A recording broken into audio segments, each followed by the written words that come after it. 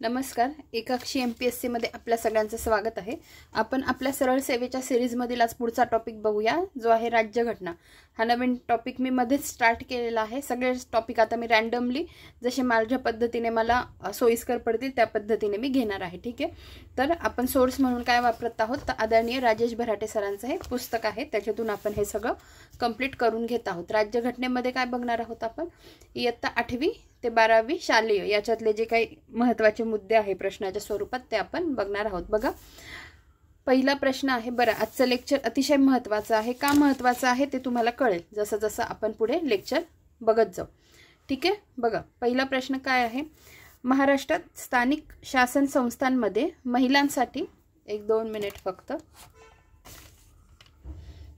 बघा,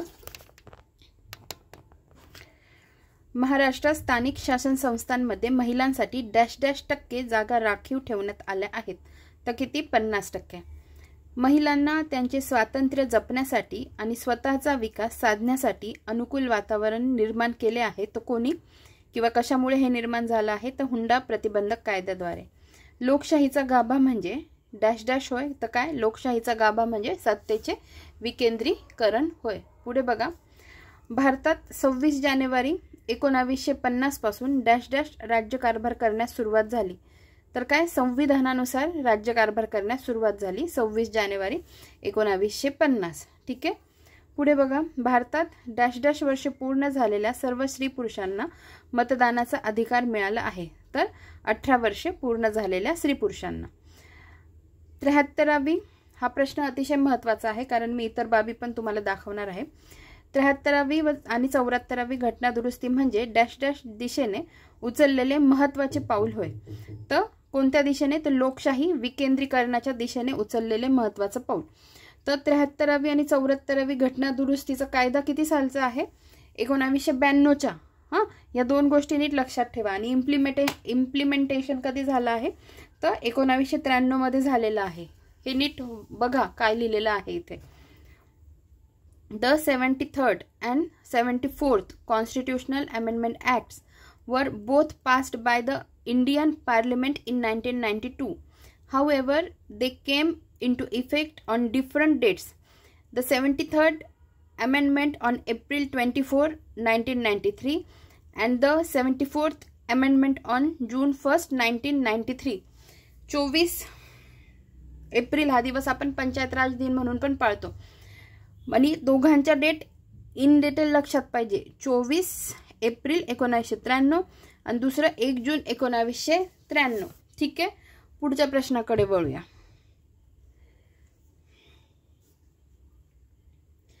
संविधानात बदल करण्याचा अधिकार -- आहे. तर कोणाला आहे? संसदेला आहे. 73व्या व 74व्या संविधान दुरुस्त्यांमुळे -- संविधानाची मान्यता मिळून त्यांच्या अधिकारात वाढ झाली आहे. तर स्थानिक शासन संस्थांना संविधानाची मान्यता मिळून त्यांच्या अधिकारात वाढ झालेली आहे. कशामुळे? 73 आणि 74व्या घटना दुरुस्तीमुळे. पुढे बघा, -- अधिकारामुळे शासनाच्या कारभारातील गोपनीयता कमी झाली आहे. तर कशामुळे? माहितीच्या अधिकारामुळे. सुशासनाची -- ही 2 वैशिष्ट्ये आहेत. तर पारदर्शी व उत्तरदायित्व ही सुशासनाची 2 वैशिष्ट्ये आहेत. भारताच्या संविधानाने जी उद्दिष्टे स्वीकारली आहेत त्यात -- या उद्दिष्टाचा समावेश नाही. म्हणजे काय? धार्मिक राष्ट्र या उद्दिष्टाचा समावेश नाही. सामाजिक न्यायावर आणि समतेवर आधारलेला प्रागतिक समाज निर्माण करण्याचे -- हे एक महत्त्वपूर्ण साधन आहे. तर संविधान हे एक महत्त्वपूर्ण साधन आहे. निवडणूक आयुक्तांची नेमणूक -- करतात. तर कोण करतात? राष्ट्रपती करतात. निवडणूक आयुक्तांची नेमणूक राष्ट्रपती करतात. स्वतंत्र भारतातील पहिले मुख्य निवडणूक आयुक्त म्हणून -- यांची नेमणूक करण्यात आली. तर सुकुमार सेन यांची नेमणूक करण्यात आली. ठीक आहे. भारताचे पहिले मुख्य निवडणूक आयुक्त कोण? तर सुकुमार सेन. बाकी बघा, इथे मी लिहिलं आहे इलेक्शन कमिशन ऑफ इंडियाची स्थापना कधी झाली? तर 25 जानेवारी 1950. आणि तो स्थापनेचा दिवसाचं औचित्य साधून नॅशनल वोटर्स डे सेलिब्रेट केला जातो. पुढे जे चीफ इलेक्शन कमिशनर कोण आहे? बघा, चीफ इलेक्शन कमिशनर कोण आहे? ज्ञानेश कुमार हे आहेत. नंतर इलेक्शन कमिशनर असतात 2, तर एक आहे सुखबीर सिंग संधू आणि दुसरे आहे विवेक जोशी. ठीक आहे, दोघांची पण नावं लक्षात ठेवा. पुढे बघा,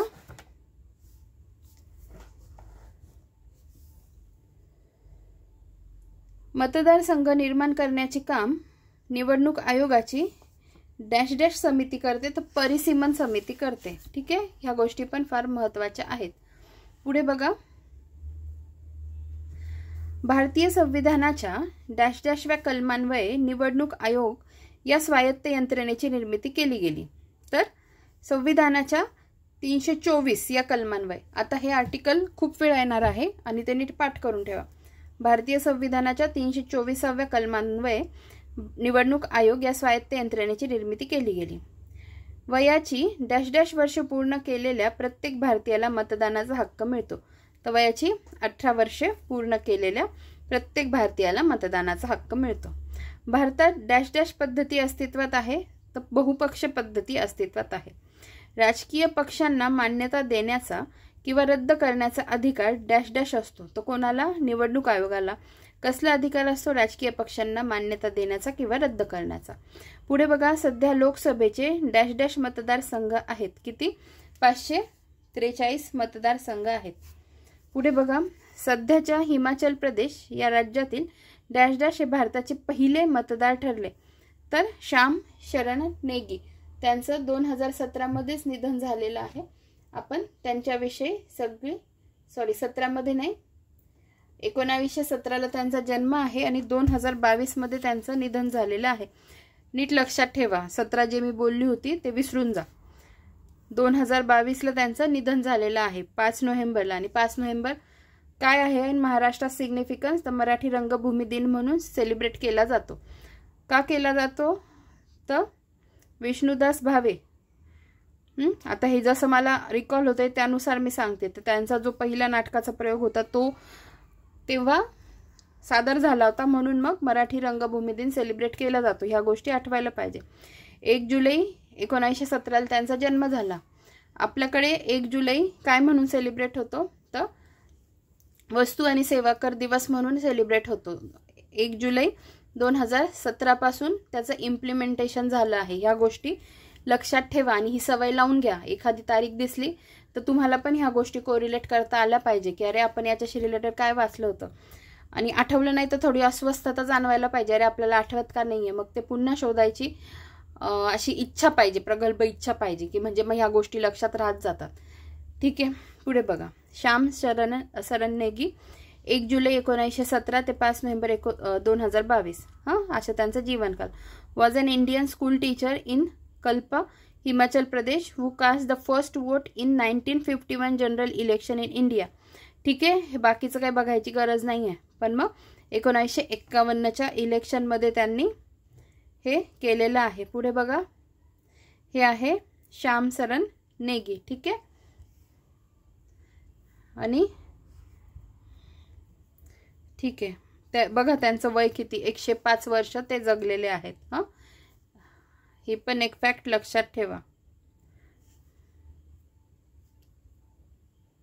ठीक आहे, ही या प्रश्नाशी रिलेटेड माहिती माझी देऊन झालेली आहे. पुढचा प्रश्न बघा,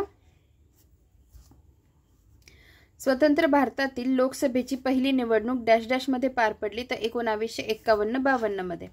राजकीय सत्ता प्राप्त करण्यासाठी जेव्हा लोक एकत्र येऊन निवडणूक प्रक्रियेत सहभागी होतात तेव्हा त्या संघटनांना राजकीय पक्ष असे म्हटले जाते. ठीक आहे, काय म्हटले जाते? राजकीय पक्ष असे म्हटले जाते.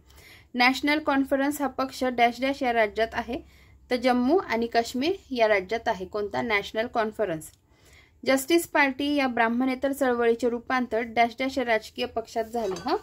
नीट लक्षात घ्या, आता हे प्रश्न अतिशय महत्त्वाचे आहे. जस्टिस पार्टी या ब्राह्मणेतर चळवळीचे रूपांतर कोणत्या राजकीय पक्षात झाले? तर DMK, द्रविड मुन्नेत्र कळघम.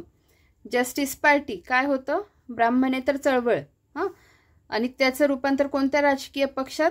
तर द्रविड मुन्नेत्र कळघम. निवडणुकीत ज्या पक्षांना बहुमत मिळत नाही ते पक्ष डॅश डॅश पक्ष ओळखले जातात, तर विरोधी पक्ष म्हणून ओळखले जातात. ठीक आहे, पुढे बघा, 1980 मध्ये जनता पक्ष फुटून त्यातील डॅश डॅश भारतीय जनता पक्ष या नव्या पक्षाची स्थापना केली. 1980 मध्ये जनता पक्ष फुटून त्यातील जनसंघाने भारतीय जनता पक्ष नव्या पक्षाची स्थापना केली. अतिशय महत्त्वाच्या गोष्टी आहे. 1980 मध्ये जनता पक्षाची म्हणजे जनता पक्ष फुटला आणि त्यातल्या जनसंघाने भारतीय जनता पक्ष नव्या पक्षाची स्थापना केली. म्हणजे हा थोडक्यात काय झाला, BJP भारतीय जनता पक्षाचा इतिहास. 1980 मध्ये काय जनता पक्षामध्ये फूट आणि त्यातील जनसंघाने भारतीय जनता पक्षाची स्थापना केली. पुढे बघा, पक्षाला लोकांचा जो पाठिंबा मिळतो त्याला त्या पक्षाचा काय म्हणतात, जनाधार असं म्हणतात. शासन आणि जनता यांच्यातील दुवा म्हणून डॅश डॅश काम करतात तर कोण, राजकीय पक्ष काम करतात. भारतात सध्या डॅश डॅश मान्यता प्राप्त राष्ट्रीय पक्ष आहेत तर 7. आता ही संख्या बदललेली आहे. बरं बघा, ही करंटची न्यूज आहे. हे माझ्याकडून कन्फर्म नाही आहे, हे माझं बघायचं राहिलं आहे. आपण ते नेक्स्ट लेक्चरमध्ये बघूया. नेक्स्ट किंवा जेव्हा मला वेळ मिळेल तेव्हा तर मी बघेल. पण तुम्हाला जर कोणाला माहिती असेल तर कमेंट सेक्शनमध्ये कन्फर्म, ज्यांना माहिती असेल त्यांनी कमेंट सेक्शनमध्ये सांगा. ठीक आहे, माझी ही गोष्ट बघायची राहिलेली आहे. पुढे बघा, राजकीय पक्षांचे डॅश डॅश प्राप्त करणे आणि ती टिकवणे हे प्रमुख उद्दिष्ट असते. तर काय, सत्ता. दुसरी गोष्ट पुढचा पॉईंट, भारतीय कम्युनिस्ट पक्षाची विचारसरणी डॅश डॅशवर आधारलेली आहे तर मार्क्सवादावर. आता लगेच आपण काय बघून घेऊ, भारतीय कम्युनिस्ट पार्टी आणि मार्क्सवादी कम्युनिस्ट पार्टी, भाकप आणि माकपची स्थापना कधी झालेली आहे. भाकपची स्थापना झाली आहे 26 डिसेंबर 1925, म्हणजे आधी स्थापना झाली आहे भाकपची आणि त्याच्यानंतर झाली आहे माकपची 1964 मध्ये. ह्या दोन्ही पण गोष्टी लक्षात ठेवा आणि ह्या दोन्ही गोष्टींवर एकदा कंपाईनला प्रश्न आलेला आहे. पुढे बघा, शिरोमणी अकाली दल हा पक्ष डॅश डॅश या राज्यात आहे तर पंजाब या राज्यात आहे. शेतकरी चळवळीची डॅश डॅश ही प्रमुख मागणी आहे तर शेतमालाला योग्य भाव मिळावा ही शेतकरी चळवळीची प्रमुख मागणी आहे. बरं, मला एक सांगायचं आहे की सध्या मला अजिबातच वेळ मिळत नाही आहे व्हिडिओ बनवायला, कारण मला सारखं बाहेर जाणं होतं आहे, मला गावाला जावं लागतं आहे आणि ट्रॅव्हलिंगमध्येच माझं खूप म्हणजे मी आहे सध्या. तर आणि हे माझं रुटीन आहे आणि हेच माझं आयुष्य आहे. मी तुम्हाला त्यामुळेच माझ्या खऱ्या गोष्टी सांगत असते की कशी परिस्थिती येते आणि मला माझ्या स्वतःच्या मेन्स असतात आणि मेन्सला पण मला कसं जावं लागतं. म्हणजे जर मला माझ्या अभ्यासावर कधी कधी पाणी सोडावं लागत असेल तर तुम्ही समजू शकतात की कोणत्या परिस्थितीतून माणसं जातात, कारण जबाबदाऱ्या पण आपल्याला उचलणं भाग असतं.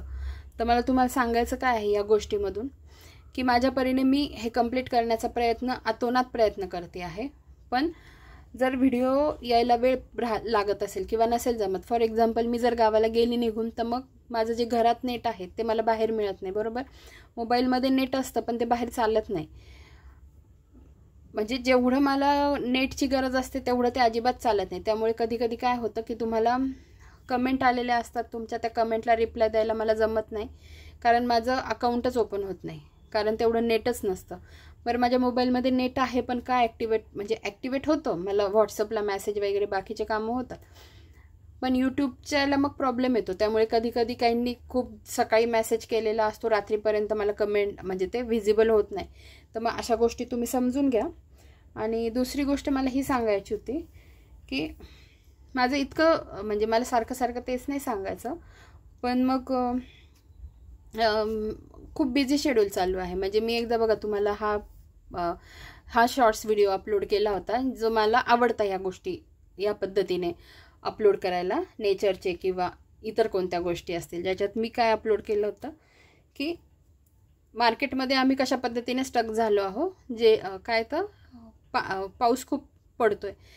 ती होती रात्रीची 8, 8:30, 9ची वेळ. त्याच्यानंतर मग थोड्या वेळ आम्ही वाट पाहिली आणि वाट पाहून शेवटी आम्ही पावसातच निघालो. पण पाऊस कमी झालेला होता आणि आमच्याकडे सामान पण खूप होतं, रिक्षा तर नव्हती भेटत, मग आम्ही 2 व्हीलरवरच मी सगळं कॅरी केलं त्या गोष्टी. म्हणजे मला सांगण्याचा उद्देश काय की तिथेही मी काय करणार होती, पुस्तक घेऊन जाणार होती. म्हटलं कुठे जर वेळ मिळाला तर वाचत बसू, ज्यांना शॉपिंग करायचं ते शॉपिंग करतील. पण तुम्हाला माहिती आहे सार्वजनिक ठिकाणी या गोष्टी काही पॉसिबल नसतात. तर म्हणजे मी वेळ वाचवून सगळं लक्षात म्हणजे सगळं एकत्रित कलेक्ट करून आणण्याचा प्रयत्न करते, पण वेळेअभावी ह्या गोष्टी पॉसिबल होत नाही आहे. मुद्दामून व्हिडिओच्या शेवटी सांगते. आणि मग त्याच दिवशी सरांनी कमेंट केली होती की रेग्युलर लेक्चर कधी पडतील मॅडम. तर त्यांनाही मी रिस्पॉन्स दिलाच होता, रिप्लाय दिला होता. पण एक कमेंट आल्यानंतर, आणि करा तुम्ही कमेंट, कारण ती माझी ताकद असते तुम्ही जी कमेंट करतात. कारण ती एक कमेंट आली त्याच्यामुळे मग तुमचे 2 दिवस व्हिडिओ तरी आले. तर ती रात्रीची परिस्थिती अशी होती की बाकीची पण तयारी करायची असते घरात, बाकीच्याही गोष्टी असतात. आणि मग शेवटी मी रात्री झोपायच्या आधी कोणते व्हिडिओ माहिती आहे ना, जे आपले जे बघा हे टोपण नावे वगैरे व्हिडिओ आले होते बघा, ज्या दुसऱ्या दिवशी माझा तो पावसातला जो व्हिडिओ होता जिथे आम्ही स्टक झालेलो होतो, त्या व्हिडिओ त्याच्या दुसऱ्या दिवशी हे व्हिडिओ आलेले आहेत बघा. हां, ज्योतिर्लिंग. नंतर मग मी हा विचार केला की काहीच व्हिडिओ न तयार करण्यापेक्षा आपण ॲटलिस्ट हे व्हिडिओ तरी तयार करू, जेणेकरून विद्यार्थ्यांना पण थोडा अभ्यास पुढे जाईल आणि माझ्याही मनाला समाधान राहील. पण एवढ्या याच्यात मला एक जाणवलं की फॉर एक्झाम्पल महत्त्वपूर्ण पुस्तकं, तर याच्यातही मी दिले तुम्हाला ट्रिक्स दिल्या. पण जर मी त्या दिवशी जर ह्या भरोशावर बसली असती की नाही मी ट्रिक्स बनवेल, मग मी व्हिडिओ आणेल, तर 100% अजूनही तो व्हिडिओ आला नसता.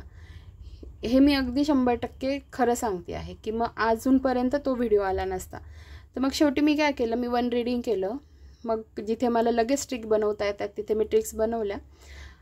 अशा पद्धतीने मी रात्री स्टडी केला 1-1.5 तास, आणि त्याच्यानंतर सकाळी गावाला जाण्याच्या आधी उठली ना, सगळं आवरून घेतलं आणि त्याच्यानंतर मी 1 तास फक्त व्हिडिओज रेकॉर्ड करत होते. ठीक आहे. तर अशा काही गोष्टी असतात. आणि अजून एक मला सांगायचं आहे की एवढं तुम्ही मला समजून घ्या की जसं आत्ता ते 7 पक्ष आत्ता किती आहेत हे मला बघायला जमलंच नाही आहे. कधी कधी काय होतं की फॉर एक्झाम्पल मी तुम्हाला सांगते की आपण काय पाहिलं, फलोत्पादनात प्रसिद्ध असलेले जिल्हे हे आपण पाहिले. ठीक आहे. त्या रात्री हे सगळे मी अभ्यास करत होते. पण इथे मला जरा प्रश्न निर्माण झाला आणि मी तुम्हाला व्हिडिओमध्ये बोलली पण. बरं, मग मी तेव्हा सर्च नव्हती करू शकत का? पण मग काय होतं, मध्येच लाईट गेली की माझं नेट गेलं, घरातलं जी नाईट नेट आहे ते निघून गेलं, माझ्या मोबाईलमधलं नेट चालत नव्हतं. तर मग ह्या असे प्रॉब्लेम तयार झाले की माझं हे बघायचं राहिलं. बरोबर. मग तुमचं काय काम असतं की ॲटलिस्ट तुम्ही ही गोष्ट कन्फर्म करून घ्यायची. आता एका सरांनी कमेंट केली होती की काय जळगावच कन्फर्म आहे, हे नसावं, अशी त्यांची कमेंट होती. पण मी सर्च केलं आहे ते, तर वसईला जी केळी आहे तिला सुकेळी म्हणतात, ड्राईड बनानाज. ठीक आहे. म्हणजे ही पण ती गोष्ट आहे. तर मला सांगण्याचं तात्पर्य काय की अशा छोट्या छोट्या गोष्टी माझ्या सर्च करायच्या राहतात. आता जर मी फक्त एवढ्या एका गोष्टीसाठी एवढ्या एका गोष्टीसाठी जर लाईटची वाट बघत बसली असती आणि मी सर्च करणार कुठून, तर मग हा व्हिडिओ पण नसता आला. म्हणजे मी एका गोष्टीसाठी, म्हणजे मला तुम्हाला सांगण्याचं काय तात्पर्य आहे याच्यात की एक गोष्ट करताना 10 अडचणी येतात. मग त्या गोष्टीसाठीच थांबून राहिलं असते तर वसईची केळी आहे की नाही हे बघण्यासाठीच थांबून राहिले असते, तर माझा हा व्हिडिओ पण आला नसता. ठीक आहे. नंतर गोष्टी सॉर्ट आउट होतात, पण मग असे प्रॉब्लेम्स असतात.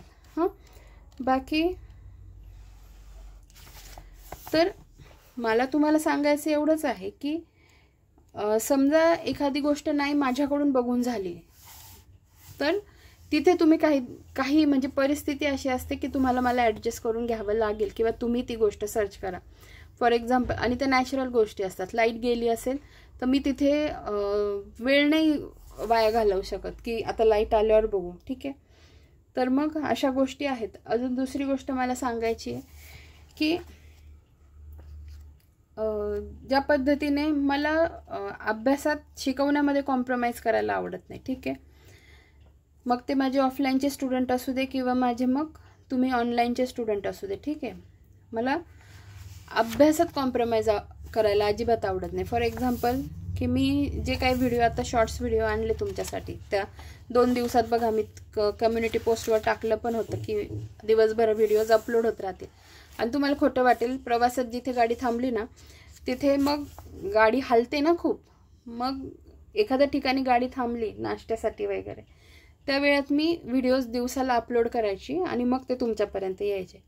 त्यामुळे ते टायमिंग पण फिक्स नसायचं. तर अशा पद्धतीने मी ते 2 दिवस तुमचे व्हिडिओज आणले. त्यामुळे तेव्हा लॉंग व्हिडिओ नव्हते. आता पुन्हा मला गावाला जायचं आहे, तर अशा गोष्टी चालू आहेत सध्या. आणि मला सारखं सांगायचं नाही की मला जमत नाही आहे, माझं शेड्यूल बिझी आहे. जस्ट मला तुम्हाला फक्त सांगायचं होतं की समजा नाही आले व्हिडिओ तर फक्त तुम्ही ॲडजस्ट करा आणि करा, तुम्ही कमेंट करा, काय हरकत नाही. तुम्ही जर विचारता की आज मॅडम व्हिडिओ येणार आहे की नाही, चांगली गोष्ट आहे, विचारा. मग ॲटलिस्ट तुम्हाला ही गोष्ट कळते की खरंच व्हिडिओ येणार आहे की नाही, आणि मला पण तो बूस्ट मिळतो की नाही कोणीतरी वाट बघतं आहे. पण मला सांगायचं एवढंच आहे की तुम्ही मग समजा एखादी गोष्ट, म्हणजे मला सांगायचं हे आहे की जे शॉर्ट्स व्हिडिओ त्या दिवशी पण मी आणले ना, त्याच्यातही मला बऱ्याच लॅकुना नको आहे. मला पण मेंटल पीस हवा आहे जेव्हा मी एखादी गोष्ट डिलिव्हर करते तेव्हा. तर तो मेंटल पीस मला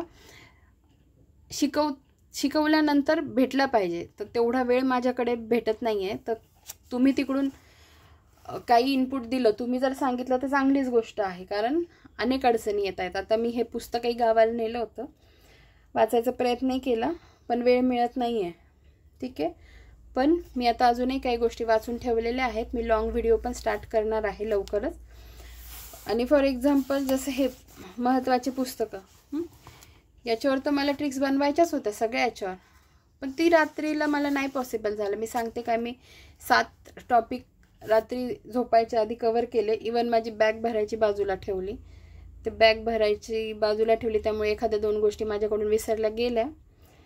पण मग मी आधी ह्या गोष्टीला प्रायोरिटी दिली की नाही, आपले ते 2-3 दिवसही विद्यार्थ्यांना ह्या गोष्टी डिलिव्हर झाल्या पाहिजे, विद्यार्थ्यांपर्यंत लेक्चर गेले पाहिजे. आणि हा पण एक उद्देश आहे सांगण्याचा की जर मी वेळात वेळ काढून ह्या सगळ्या गोष्टी करते आहे, तर तुम्ही पण व्यवस्थित अभ्यास करा, हे व्हिडिओज बघा. ठीक आहे, वेळच्या वेळी हे व्हिडिओज बघून कंप्लीट करत जा. काही प्रॉब्लेम्स असतील तर नक्कीच मला सांगत जा. आणि एखादी गोष्ट अडली, समजा फॉर एक्झाम्पल आपण आता एका सरांनी केली आहे कमेंट की पुरुषोत्तम दास टंडन यांना राजर्षी नक्की म्हणतात की नाही, त्यांना डाऊट आहे असं त्यांनी सांगितलं. तर मी ते म्हणे एकदा बघून घ्या, मी क्रॉस चेक केलं, पुरुषोत्तम दास टंडन जे आहे त्यांना राजर्षी म्हटलंच जातं.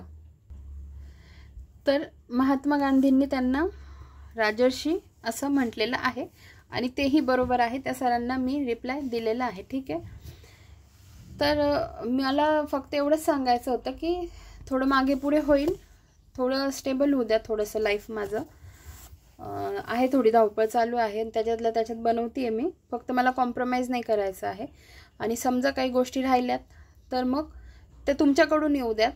ठीक आहे, एखादी गोष्ट राहिली, फॉर एक्झाम्पल हे 7 पक्ष खरंच आहे की नाही, हे मी करंटच्या लेक्चरमध्ये घेतले होते, पण आत्ता मी रिपीट केलं नाही, रिकॉल केलं नाही, त्यामुळे मी कोणतंही स्टेटमेंट करणार नाही. मला पण ते बघावं लागेल, तेव्हाच मी एखादं स्टेटमेंट करेल. आणि मी ते प्रामाणिकपणे सांगते, मला आत्ताच्या घडीला आठवत नाही आहे. ठीक आहे, तर मग तुम्हाला कोणाला माहीत असेल तर नक्की कमेंट करा.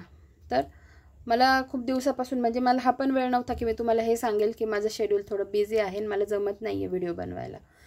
पण आता योगायोगाने हा काय 12-13 मिनिटांचा व्हिडिओ झाला आणि त्याच्यानंतर 10 मिनटं मी अजून बोललेली आहे. तर तेवढं फक्त समजून घ्या. एकदा थोडं स्टॅबिलिटी आली की आपण पुन्हा आपल्या पद्धतीने चालू करूया. धन्यवाद.